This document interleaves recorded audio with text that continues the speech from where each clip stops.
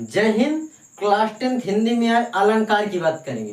देखिए, आपको अलंकार कौन से अलंकार जो बार बार बोर्ड एग्जाम में आते हैं क्लास 10 में, कुछ बच्चे कहते हैं कि हमें वही अलंकार बताइए जो बार बार आते हैं। देखिए, हम इस वीडियो में सिर्फ वही अलंकार बताएंगे कि जो बार बार आते हैं। आपको देखिए ज्यादा लिखने की जरूरत नहीं है, सिर्फ 2 ही नंबर का आता है अलंकार।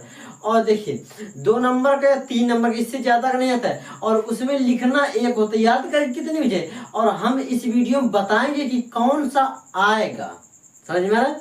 कौन सा आएगा। आपको सिर्फ बाबू बहुत पढ़ने की जरूरत नहीं है, एक ही चीज पर ज्यादा फोकस करने से आप किसी चीज में, एक ही विषय में ज्यादा अंक लाने टॉपर नहीं बन जाते। आपको हर सब्जेक्ट पर फोकस करना पड़ेगा, इसलिए हम बता रहे हैं कि कौन सा आपको पढ़ना है अलंकार, जो कि आपको 2-3 नंबर निर्धारित करता है। तो अलंकार, सबसे पहले बात करें अलंकार कितने प्रकार। अलंकार 2 प्रकार के होते हैं, शब्द अलंकार, अर्थ अलंकार।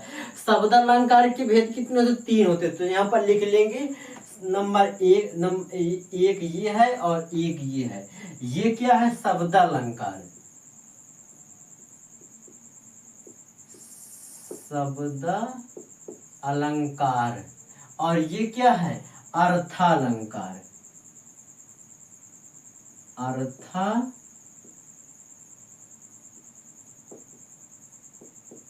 अलंकार।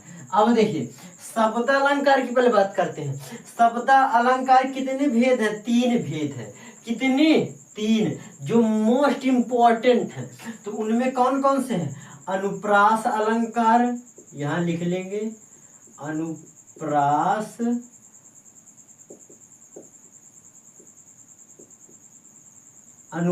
अलंकार। नंबर 2 पर यमक अलंकार। यमक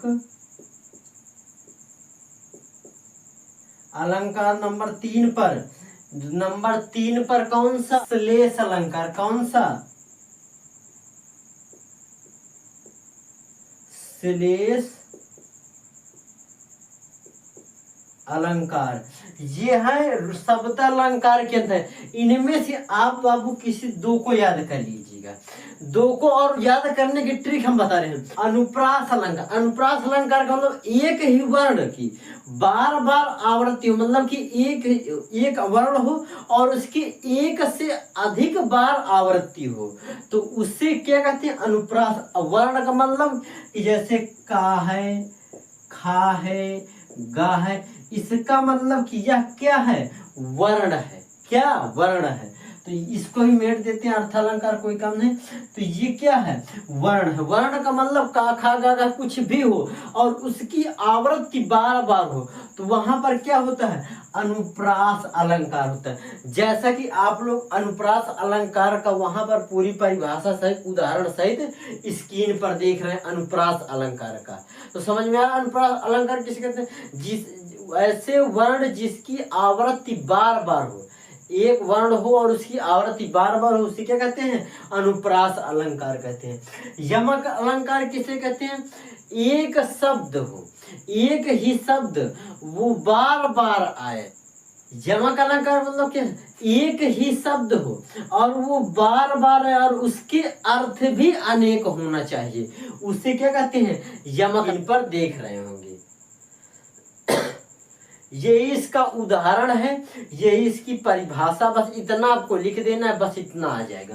तीसरे पर क्या? श्लेष अलंकार। एक ही शब्द के अनेक अर्थ चिपके हों, जैसा कि आप लोग स्क्रीन पर देख रहे हैं। कैसे ये परिभाषा उदाहरण है?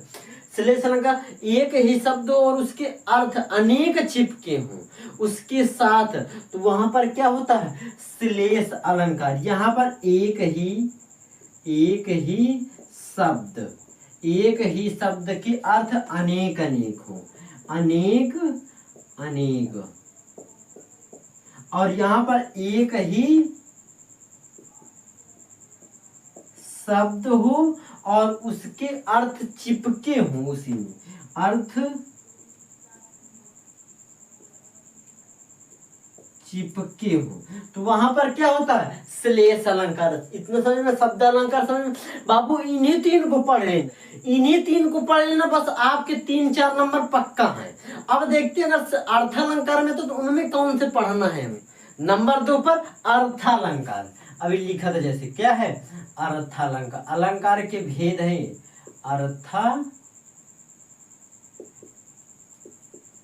अर्थालंकार। इसके भेद कौन कौन से मोस्ट इंपॉर्टेंट है, तो मोस्ट इंपॉर्टेंट अभी हम लिखा। अलंकार के मोस्ट इंपॉर्टेंट रूप कौन से हैं, उपमा अलंकार, उपमा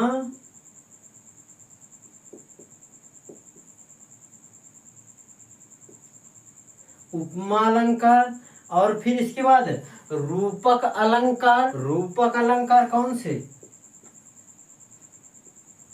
रूपक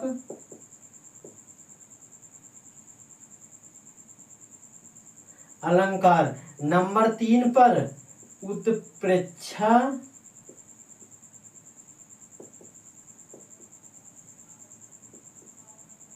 अलंकार।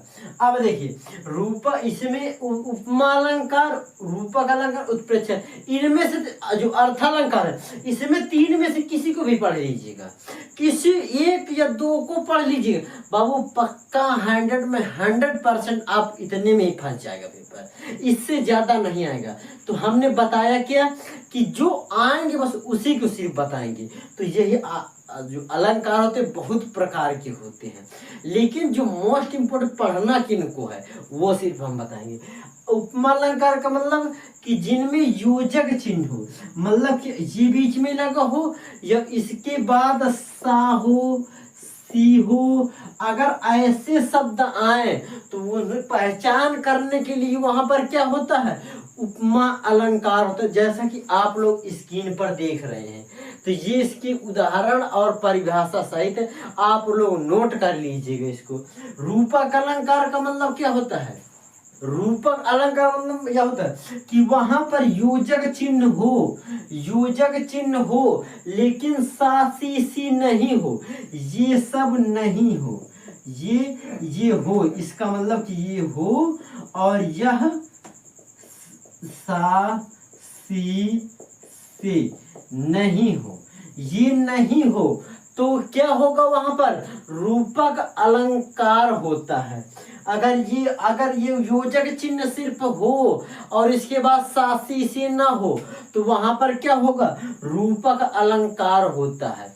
अब देखिए उत्प्रेक्षा अलंकार, जहां मनहु मोन, मानव, मान मनहु ऐसे शब्द, जानव, मानव, अगर ऐसे शब्द अनेक प्रकार के आए तो वहां पर उत्प्रेक्षा अलंकार होता है, जैसा कि आप लोग स्क्रीन पर देख रहे हैं। बस बाबू आपको इतना ही क्वेश्चन पढ़ के जाना है और कुछ नहीं पढ़, और ये हमारी गारंटी कि आपके 100% अलंकार यहीं से आते हैं, इसके अलावा आते ही नहीं कुछ। तो समझ में आ रहा है, इतने ही आएंगे और इतना बेहतरीन तैयारी करके जाइए। अगर आपको हम अलग अलग टॉपिक पर बता देंगे कौन सबसे ज्यादा आता है, आप उसी को पढ़ने के लिए चैनल में जुड़ जाइएगा, लाइक और सब्सक्राइब कर दीजिए।